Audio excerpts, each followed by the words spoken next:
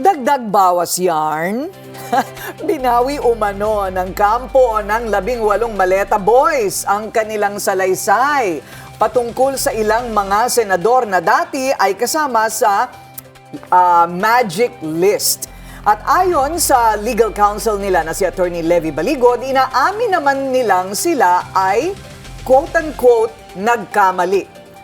Puntiryan naman ng ilang mga mambabatas na saan ang kredibilidad, lalo kung pabago-bago umano ang kanilang naratibo. Para ka lang nag-cancel ng order. Oo nga, di ba? Yung hinain na sa'yo, di ba? So, Please void. So, ang magbabayad nun, yung waiter. Tapos hihingi ng refund, ano? Hihingi ka ng refund, syempre, dahil hindi kinain. In-order nyo nagbago isip ko kawawa yung waiter. Siya ang pagbabayarin ng may-ari ng restaurant. Di ba sa mga tindahan, 7 days, saka 30 days lang, return exchange. Ganon. Ilang bang araw ito? Ito buwan na paso na. Oo, paso na. Tsaka bakit hinintay naman nila na lumipat ng kampo bago nila tinanggal? Pero this is not to say that we believe in the list to begin with, hindi ba? So, para pag-usapan ng mga isyong ito, kasama natin sa studio si former Surigao del Norte Representative Ace Barbers. Welcome to Memo po. Good morning, Morning, Congress. sir. Thank you, Corina and Willard. Thank you for having me. So, what was your initial reaction nung nasama po yung pangalan po ninyo? Natawa ako katawa-tawa kasi dahil unang-una, nung tinitingnan ko yung kanilang narration, yung kanilang kwentong kutsero Oo. Di ba? As in sarsuela yung kwento dahil walang nakakita kung ano yung laman ng bag. They just assume na pera yun. No? Pangalawa, may estimate pa nga sila. No? Are you telling me na kapag itong bag na ito, ang kasya ay 10 million, siniksik talaga nilang 10 million yan? Malay mo kung 1 million lang yan. Di ba? Or 2 million lang ang laman yan. So, pangatlo, there are inconsistencies as shown nung last hearing nila sa maraming mga nawala dun sa listahan. And I think there's a doctrine in law. Sabi nga nila, falsis in uno, falsus in omnibus. So, what does that mean?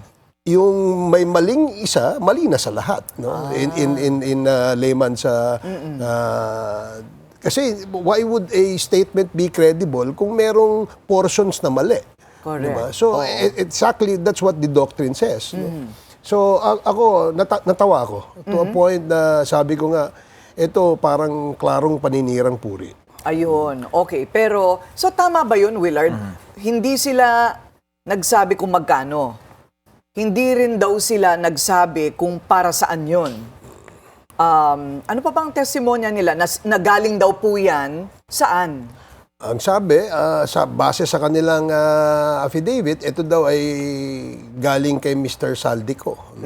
And they assumed also that dahil galing kay Mr. Saldico at na-involve si Saldico sa usapin ng flood control, ito ay galing sa flood control money. So maraming naibunga yung kwentong yun na kung saan nagdikit-dikit na. Meron po bang mga litrato, may video, may mga witnesses? Well, yeah, meron silang pinakitang mga litrato, no. Nakakatawa nga kasi yung huli nilang pinakita doon sa hearing nila, ay yung press con nila, they showed a picture of Senator Lacson and Senator Soto na nakasakay sa isang private plane at may kargang mga tao at ang sinasabi nila ito daw kasama doon sa ebidensyang kanilang ipapakita na talagang merong kinarga sa private plane. So I guess yung pagtatahi ng script, no, sa aking palagay, hindi ko baga it did not resonate no, sa ating mga kababayan o hindi ito pinaniwalaan ng marami nating kababayan. Pero yung picture na yun ni Senator Lacson and Senator Soto, di ba, kung galing sa campaign, activity nila. No. When they showed that, sinabi, iba yung kwento nila Pero pinatunayan ni Senator Lacson and Senator Soto that picture that they showed, picture yun ng kanilang kampanya. In fact, naka-uniforme pa sila nung kanilang slogan So, I guess, yun na nga, isa pang inconsistency yun. So kumbaga parang it's a really bad script. I believe It's a really so. bad production. Dahil sa maraming... yung tinutukoy na tao na matagal na palang patay. Yung EA, Oo. ni SP Soto naman. Ni SP oo. Soto. And also that he had flood control projects within certain years na hindi naman siya senador noon. Hindi po ba? Meron po bang mga tinukoy na flood control projects sa inyong kinasasakupan? Sa akin, wala eh. Wala silang sinasabi eh. Wala, basta sinabi lang, recipient daw ako ng maleta.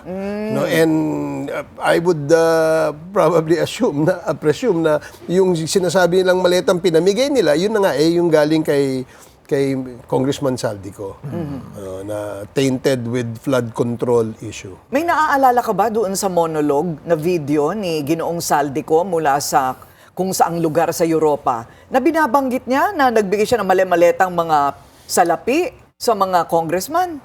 May mga payoffs even in even Malacanang, di ba? Binanggit Hindi ba niya. or the former House Speaker. Okay. Pero sa atin, ebidensya. Yun ang pinaka-importante. Wala raw pong ebidensya na nag-uugnay na nakatanggap umano si Senadora Legarda, kaya tinanggal po nila. Pero ang tanong, saan ba kayo may ebidensya? No?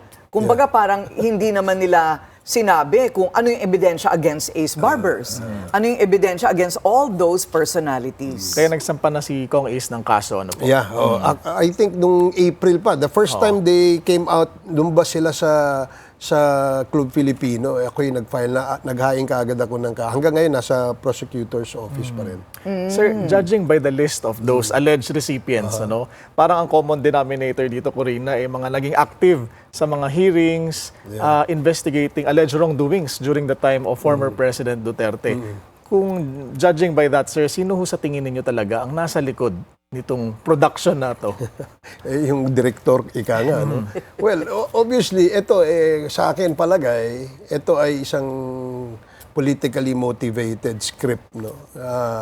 And if you check all the names in the list na nilabas nila, ito ay mga naging miyembro ng Quad Committee nung 19th Congress, miyembro ng Committee on Good Government na nag-imbestiga nung 19th Congress dun sa confidential fund sa DepEd and sa OVP, at yung pangatlo, yung lahat ng mga nagpahayag ng kanilang hindi pagkakasang-ayon sa mga pulisiya ng dating administrasyon.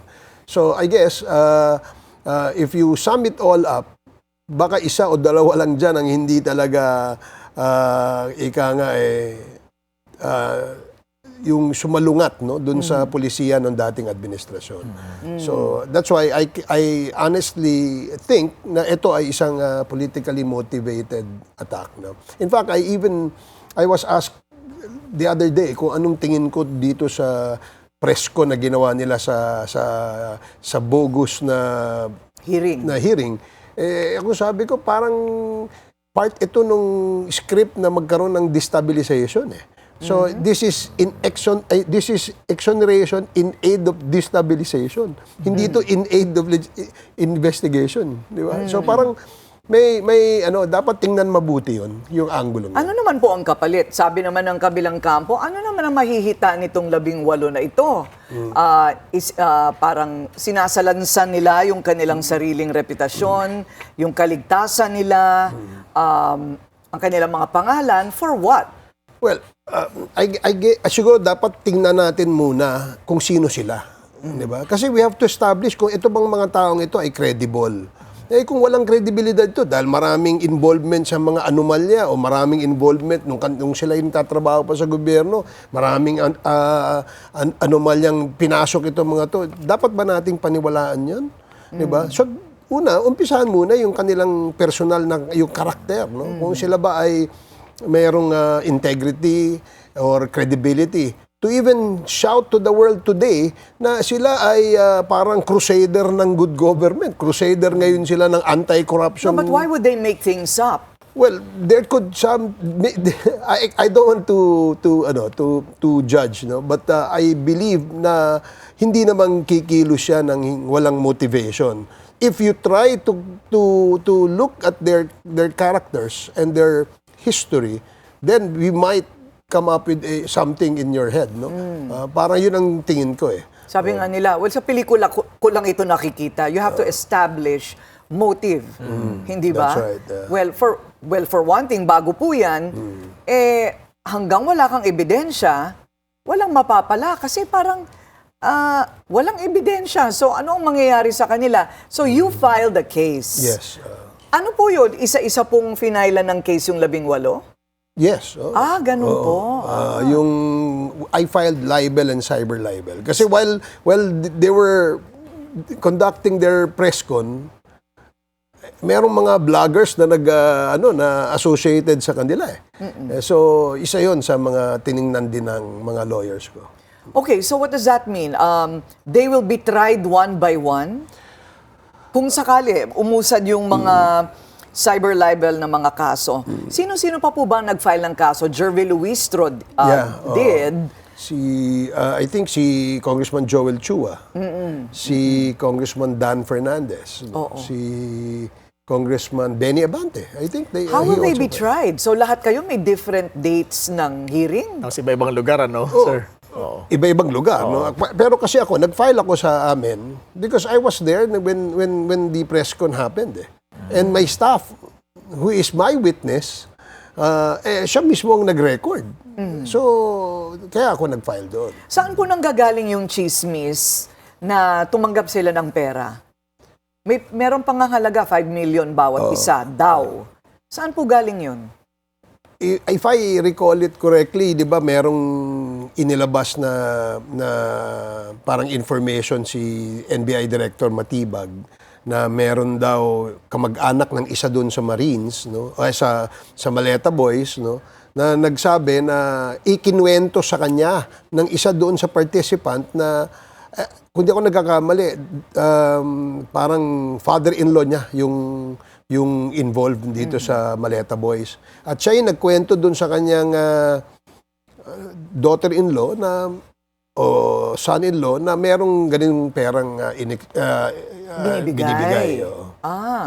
Yun ang kwento. Parang sa lahat ng kanilang ikasisira, kung sakaling hindi nila mapatunayan, parang maliit yung 5 milyon, ano? Oo. Hindi naman yan ma-establish sa yung kinabukasan ng kanilang pamilya. Oo. So, 14 pa daw ang kanilang ilalabas. What is the implication of that? Well, if they will still fabricate stories and create sarsuela, I don't think it would even make the case against yung kanilang cause more stronger. Kasi walang naniniwala eh.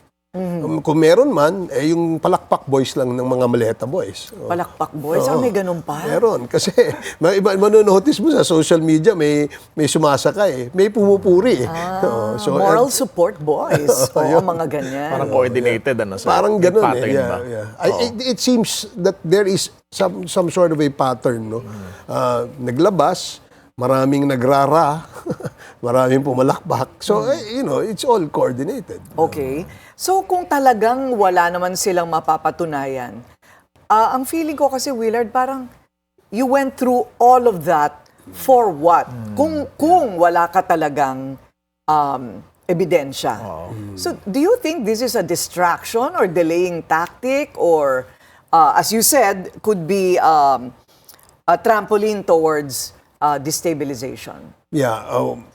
Siguro, yung pagkakaroon nila ng venue to do that press con and ventilate whatever cause that they're fighting for. Siguro ang tingin nila doon ito ay sa tingin ko marami nagsasabi na ito ay diversionary tactic. Kasi nalalapit na yung pinaka-importanting issue na dapat pinag-uusapan ng bayan.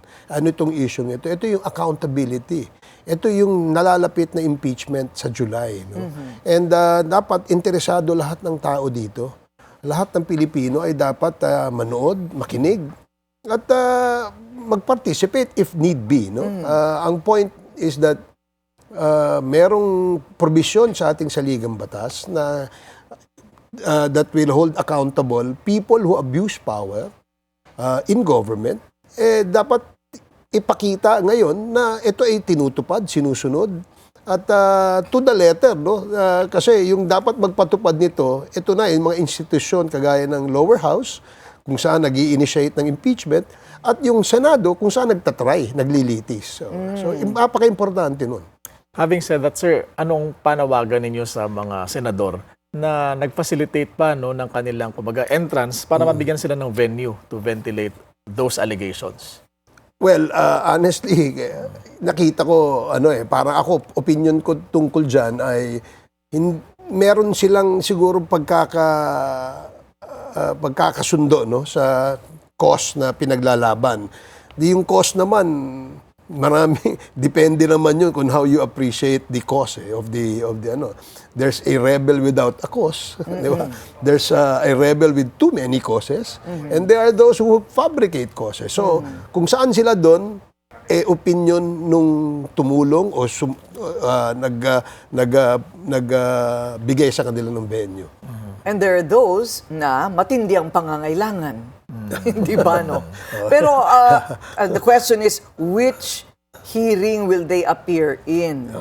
Ito yung huli nilang sinabi, so hindi sila umappear doon sa pagdinig ng Gatchalian Block. Pero sabi nila, pag tinawag naman kami ulit, a-appear kami. So bakit hindi na lang sila umappear doon? Nag-press con sila ng sarili nila, hindi ba? So do you foresee, is it possible? Well, in this country, anything is possible. Is it possible to have 2 hearings? No, I don't think that's possible. No. That should be resolved before the hearings happen. Kasi, unang-una, hindi nakalagay naman sa rules at sa ating saligang batas, hindi naman nakalagay doon na 2 ang pwedeng maging Senate President. Dapat isa lang yun. Pangalawa, may problema. Ang House of Representatives na prosecution ay nire-recognize, no, ang leadership ni Senator Win Gatchalian. Ganon din yung ating isang branch of government, which is the executive. So, lahat yan, nakapunto doon sa trabaho na gagawin ng Senado at ng Kongreso. Kasi hindi pwedeng 2 pakinggan nila. Magkakaroon ng confusion sa taong bayan, no? Ang taong bayan ang magkakaroon ng problema diyan. Sabi mo nga, Willard, hindi ba? Stricken off as Senate President na si Senator Alan Peter Cayetano in the records of the administration. Website. Yes, in the website of the Senate. Okay. So I didn't know that. But kung ganun pa man, so ibig sabihin lang noon na talagang ang nire-recognize ngayon ng bansa, ano? And the institutions that should recognize the leadership of the Senate, si Sherwin Gatchalian ang tinitingnan na leader ngayon ng Senado. Paano ito dapat ma-resolve, sir, tingin ninyo? Well, I'm sure kailangan merong Special session. Yeah, mag-special session at ma-resolve yan among the boys, and they should do that as soon as possible. How does a special session commence? Do you have to request it of the President? Yes, the Senate President or the House can request the President, or the President can also do the same. No, if there are important pieces of legislation that needs to be approved immediately or urgently, the President, during a Senate adjournment or while Congress is adjourned, pwede siya magpatawag ng isang special session. Bakit kaya hindi pa niya pinapatawag? Baka hindi pa sigurado na may numbers na. May numbers. Sorry. Baka ayaw makialam sa gulo. Kasi sa ngayon, di ba? Sa ngayon, wala naman siya dyan sa gulo na yan. Eh. At saka hindi naman dapat nakikialam mga executive. No? Kasi ito ibang branch ng gobyerno ito.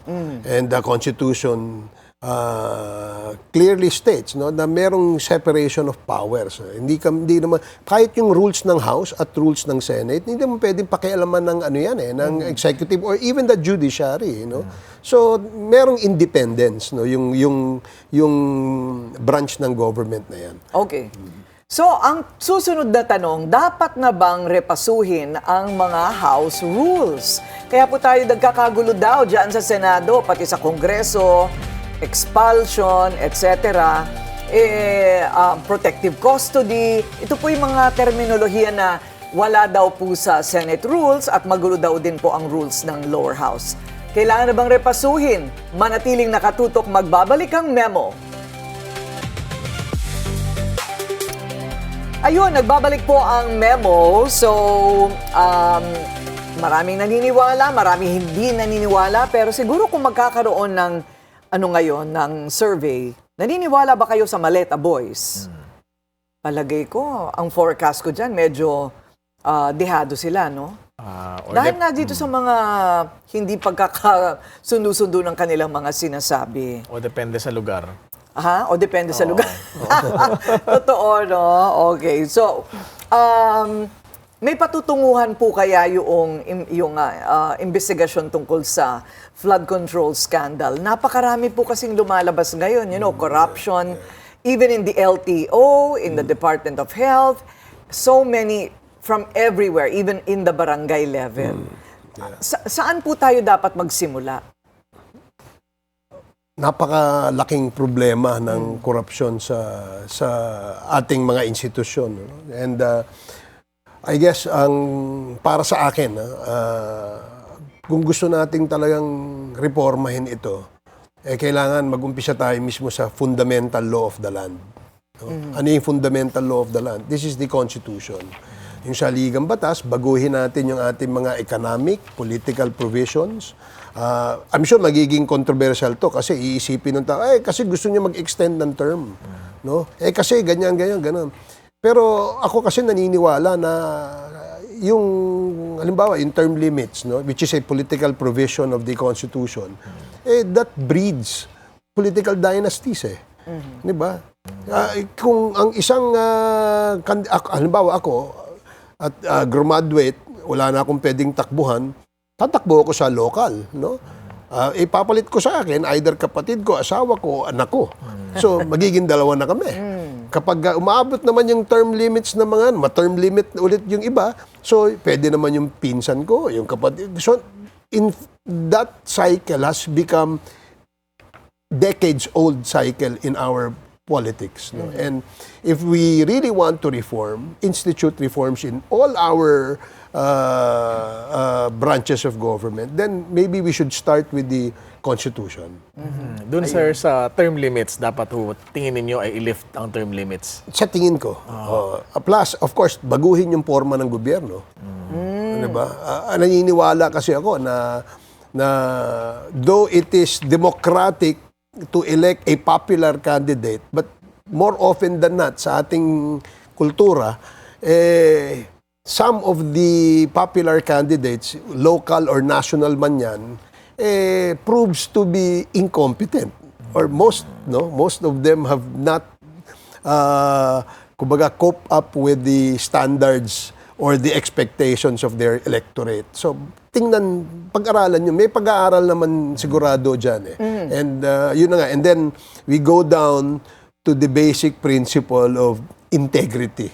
Diba? Yung integrity sa lahat ng mga kawani ng gobyerno, dapat mag-umpisa, ituro kaagad ng mga guru yan sa ating mga elementary, high school. Ibalik ba? Ibalik. So, I guess, those are the things that na we can start with, no? When we want to really reform and erase or correct the issues of corruption in the country. GMRC lang, di ba? Good manners and right conduct. Kaya sabi ko nga, hindi yata Saan tama nakasulat yan? Kaya sabi ko hindi tama ikumpara yung nangyayari sa Senado sa mga bata. Kasi mas maayos pa yung mga bata sa eskwelahan. Good manners and right Oo. conduct. But you'll be surprised. There are so many laws, so many provisions in the Constitution that are there but are ignored. Hindi naman pinapansin. Hindi ba? So, talking about reform, dito po sa Senado, parang ang pakiramdam ko kasi, Willard, kaya sila nagkagulo dyan. For example, protective custody or taking in Senator Bato de la Rosa in protective custody. Pero wala naman nakasulat po ng protective custody yata sa Senate rules. Yeah, so walang makabigay ng definisyon kung ano yon. Pero mukhang honored naman ng NBI, di ba, nung una. So, kailangan po bang repasuhin ang mga rules sa both House and the Senate. Sa House naman, tinukoy ni Kong Miao Barsaga na what really are the grounds of expulsion?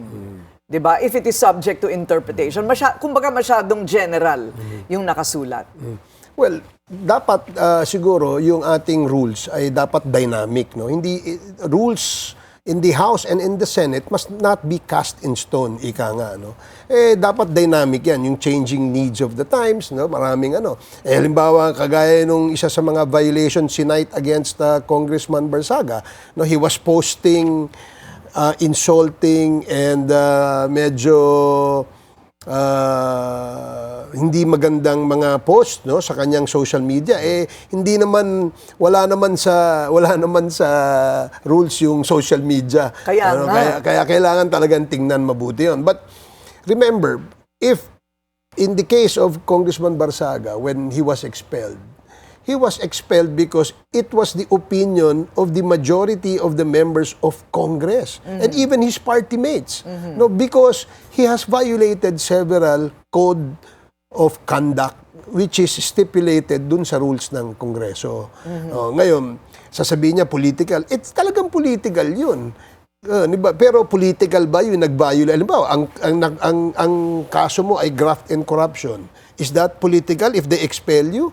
Diba? Political yung proseso of hearing the ethics committee charges against you, and voting is another thing. Kasi pagbobotohan ng mga members yun eh. Ayun. Diba? If majority of the members voted in favor of the recommendation of the committee to expel you, yun ang... Wala kang magagawa. Political yun. At may basihan yun. Ayun. It's not just because yung whims ng mga membro, tatanggalin ka na kagad. May mga proseso.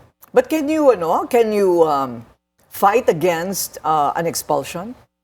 Yeah, maybe you can argue, no? You can cite maybe your defense. Diba? But not in court because it's a separate branch of government. Political ito Political ito. Kasi, halimbawa, when he was charged of violating certain code of conduct ng House of Representatives, he was given a chance. He was suspended first, di ba? Because the first offender, suspension, no? And then he was again suspended for continuously doing the same thing. No, ika nga, kumbaga sa preso to, recidivist. Di ba?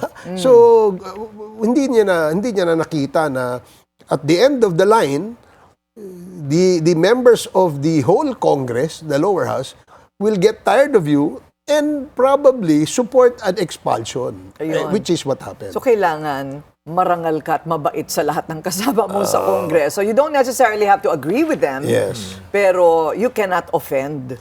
Well, politika yan. In the end, numbers na naman numbers yan You can agree to disagree. Di ba? Everybody, that's a collegial body. So, pwede kayong mag-usap-usap. Ako, ito posisyon ko. Respetuhin ka naman Di ba? But at the end of the day, pagka nagkabilangan at hindi mo nakuha yung numero mo, sorry. Ganun talaga. Pero sir, ano yung hangganan? Walang name calling, ganyan. Well, maraming sinight doon kasi na mga code of conduct ng isang membro ng mababang kapulungan.